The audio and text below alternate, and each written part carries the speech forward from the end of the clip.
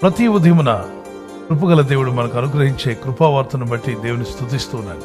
నేటి వాగ్దానముగా తీసుకున్న వచనము యాకోబు పత్రిక 1:12. శోధన సహించువాడు ధన్యుడు, అతడు శోధనకు నిలిచిన వాడై ప్రభు తన్ను ప్రేమించు వారికి వాగ్దానం చేసిన జీవకిరీటం పొందును.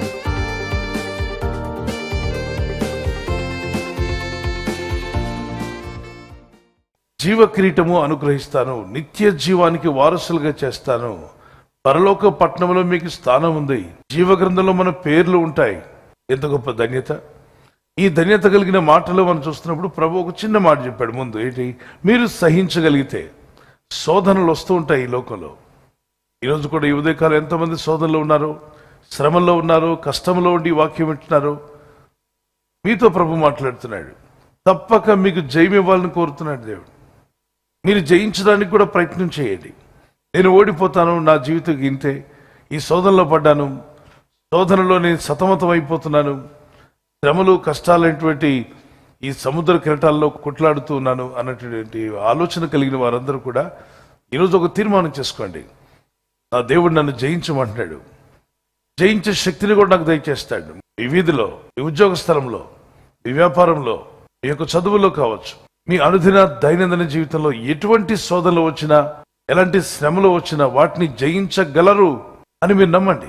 ఇప్పుడు చాలా శ్రమలు, కష్టాలు, ఇబ్బందుల్లో మీరు ఇప్పుడు ప్రస్తుతానికి ఉన్నట్లయితే మీకు దేవుడు వీటి తర్వాత ఒక మహిమని ఇవ్వబోతున్నాడు. మీ జీవితంలోకి, మీ ఇంట్లోనికి, మీ గృహంలోనికి, మీ సేవా పరిచయంలోనికి దేవుడు ఒక మహోన్నతమైన కార్యాలు జరిగిస్తాడు. అంతేకాదు, ఈ లోకాన్ని విడిచాక దేవుడు మనకి ఇవ్వబోయే మహిమ అద్భుతమైంది.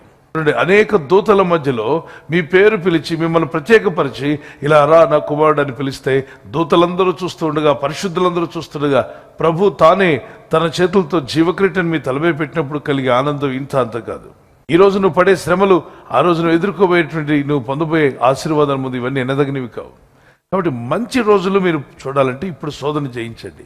ఇప్పుడు మీకు ఎదురైన శోధన చూసి భయపడకండి, తప్పక జయిస్తారు. ఒక సహోదరి ఏడుస్తూ పాస్టర్ గారి దగ్గర అడిగింది, అయ్యా కుటుంబంతో వచ్చారు, పాస్టర్ గారు మాకు పెద్ద సమస్య వచ్చింది, భార్యాభర్తలు ఇద్దరు కూడా, ఈ సమస్యను మేము జయించలేము అని గుండె బాదుకుంటున్నాడు. ఆయన ధైర్యంగా ఉన్నాడు, కృంగిపోకండి, మీరు జయిస్తారు కదా, నా మాట వినండి అంటే, ఇంకెక్కడ జయిస్తామండి, ఇంత పెద్ద సమస్య, చాలా ఘోరమైన పరిస్థితిలో పడిపోయాం, ఇందులోనే మేము బయటపడలేము, ఇక మా జీవితాలు అయిపోయాయి అని ఏడుస్తుంటే ఒక మాట చెప్తాను. దేవుడు మీకు జయమిస్తాడా లేదా అంటే మాకు తెలియదండి, జయమిస్తాడో లేదో కూడా మాకు అర్థం కావట్లేదు. అయితే ఒక పని చేయండి, ఈ శోధనలో దేవుడు మీకు జయమిస్తాడో లేదో నేను చెప్తాను, వెంటనే చెప్తాను. మీరు అర్జెంటుగా ఇంటికి వెళ్ళండి. ఆ ఇంటికి వెళ్ళి మీ బాబు పాపను కూర్చోబెట్టి, మీకు జీవితంలో ఎన్ని సమస్యలు వచ్చాయి, ఎన్ని శోధనలు వచ్చాయి, ఎన్ని జయించారో మీకు తెలిసిన వాటిని రాయండి. మర్చిపోతే మీ బాబుని అడగండి, కుమార్తెను అడగండి, ఎందుకంటే ఇంట్లో చాలా సమస్యలు ఎదుర్కొని ఉంటారుగా, అవన్నీ జయిస్తూ వచ్చారుగా, అవన్నీ రాసి గత 15 సంవత్సరాలుగా మీరు ప్రభుతో ఉన్నానని చెప్పారు. 15 సంవత్సరాల్లో మీకు వచ్చిన అన్ని సమస్యలు రాసుకున్నాండి.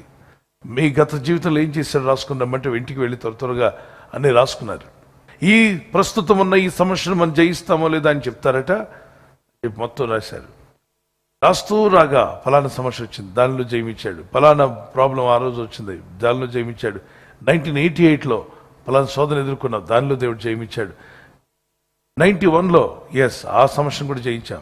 95లో అది కూడా జయించాం, దేవుడు జయమిచ్చాడు. 97లో వచ్చిన శోధన, దాన్ని కూడా మనం జయించగలిగాం. 99లో వచ్చిన శోధన, దాన్ని కూడా జయించగలిగాం. 2005లో, 2007లో, 2010లో, 2014లో రాసుకున్న తర్వాత వాళ్ళు రాలేదు పాస్టర్ గారి దగ్గరికి. దైవజనుడే ఫోన్ చేశాడు, ఏంటి బ్రదర్ శోధన జయించారా లేదా, జయించడానికి నన్ను అడుగుదానికి వస్తా అన్నారు కదా, 15 సంవత్సరాలుగా దేవుడు చేసిన మేలు ఏంటో రాసుకుని రమ్మన్నాను, ఏం జరిగిందంటే మాకు జయమిస్తాడు నమ్మకం వచ్చిందండి అన్నారట. ఏంటా నమ్మకం అని అడిగాడు. ఎన్నో శోధనలో జయమిచ్చిన దేవుడు ఈ సమస్యలో కూడా మాకు జయమిస్తాడు నమ్ముచలో, ఇది పెద్ద సమస్య ఏం కాదు పాస్టర్ గారు, డోంట్ వరీ అన్నారట. దేవునికి స్తోత్రం కలండు గాక. అంటే గత కాలంలో దేవుడు చేసిన మేలును ధ్యానించినప్పుడు నీకు ధైర్యం వస్తుంది, విశ్వాసం పెరుగుతుంది. గతించిన కాలంలో ఎన్నో మేలు దేవుడు చేశాడు, ఎన్నో ప్రమాదాలను తప్పించాడు, ఎన్నో శోధనలను మీరు తప్పించబడ్డారు, మరణాపాయముల నుండి తప్పించబడ్డారు, భయంకరమైన వ్యాధి రోగాల నుండి తప్పించబడ్డారు. వీటన్నిటిని గమనించినప్పుడు మీకు ఏమర్థం అవుతుంది? దేవుడు మాకు జయమిస్తూ వచ్చాడు. కాబట్టి ఇన్ని విషయాల్లో జయమిచ్చిన దేవుడు ఇప్పుడు ఎదుర్కొంటున్న ఈ శోధనలో కూడా మీకు ఏమిస్తాడు? జయమిస్తాడు. నమ్ముచున్నాను, నా దేవుడు నాకు తప్పక జయమిస్తాడు, శోధన కాలం నన్ను విడిచిపెట్టేవాడు కాదు, ఆయన నన్ను విడివాడు ఎడబాయుడు. ఆయన ఇచ్చిన వాగ్దానం, నువ్వు జలమంలో పడి దాటి వెళ్ళినప్పుడు అవి నీ మీద పొర్లి పారవు, నువ్వు అగ్ని మధ్య నడుచున్నప్పుడు అవి నిన్ను కాల్చవు. అంటే అటు భయంకరమైన శ్రమలు, శోధనలు, ఇబ్బందులు గుండా మీరు వెళ్ళినా అవి మీ మీద పొర్లి పారవు. మీ చుట్టూ ఉంటాయేమో కానీ అది మీ మీదకు రాకుండా నేను ఆపుతాను, వాటిలో జయమిస్తాను. అగ్ని మధ్య నడుచున్నప్పుడు నువ్వు కాలిపోవు. అంటే అగ్ని లాంటి శ్రమలు, అగ్ని లాంటి శోధన గుండా మీరు ఇప్పుడు వెళ్తున్నారా? ఈ అగ్ని లాంటి శోధన మిమ్మల్ని ఏం చేయలేదు, మిమ్మల్ని బూడిద చేస్తున్నాను అనుకోకండి. ఒక కీర్తన పాడుకుందాం. జలములలో పడినే వెళ్ళినా అవి నా మీద పారవు,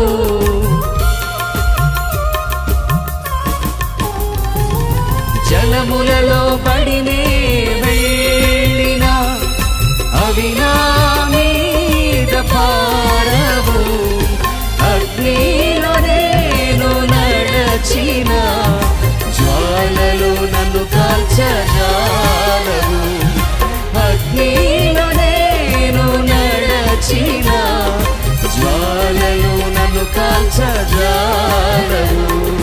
హల్లెలూయా హల్లెలూయా హల్లెలూయా ఆమేన్, హల్లెలూయా హల్లెలూయా హల్లెలూయా ఆమేన్. మనం మూడింటిని జయించాలి. మొదటిగా శరీరాన్ని జయించండి. మన ఆత్మీయ యాత్రకు విరోధంగా పోరాడేది ఎవరో తెలుసా? మీ శరీరమే. కాబట్టి ఈ శరీరంలో, ఈ దేహంలో జీవిస్తున్న మనము ఎప్పటికప్పుడు మన మనస్సును, మన ఆలోచనలు, మన శరీరాన్ని దేవుని తట్టు, దేవుని వాక్యం తట్టు త్రిప్పుతూ ప్రార్థన దానికి నేర్పాలి. రెండవదిగా లోకాన్ని జయించమన్నాడు. లోకంలో ఉన్నదంతా అనగా శరీరాశ, నేత్రాశ, జీవబడ్డమం, దీన్ని కూడా మీరు జయించగలరు.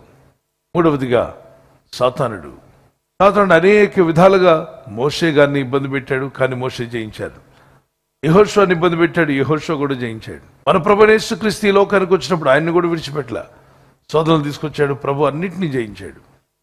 కనుక ఈ లోకంలో మీకు శ్రమ కలుగును, ఆయనను ధైర్యం తెచ్చుకున్నాడు, నేను ఈ లోకమును జయించున్నాను, మీకును జయమిస్తా అన్నాడు. ఈ శ్రమల్లో నుండి, కష్టాల నుండి విడిపించి నన్ను, నా కుటుంబాన్ని ఆదుకుంటాడు, నేను నమ్ముచున్నాను, నా దేవుడు మాట తప్పనివాడు అన్నవారు మీ చేతిని పైకెత్తగలరా? ఆయన అబద్ధం మాట జాలనివాడు, మాట తప్పనివాడు. Let's pray. కళ్ళు మూసుకుందాం. పరిశుద్ధమైన మా తండ్రి, ఈ వాగ్దానాన్ని బట్టి నీ నామములో ప్రార్థన చేస్తున్నాం. జయించు వానికి జీవకిరీటం ఇస్తున్నావు ప్రభు. మూడింటిని మేము జయించాల్సి ఉన్నాం. ఈ లోకంలో జీవిస్తున్నప్పుడు, ఈ లోక యాత్రలో మేము యాత్రికులము, పరదేశులము, ఒకరోజు నీ రాజ్యంలో మేము చేరాలి.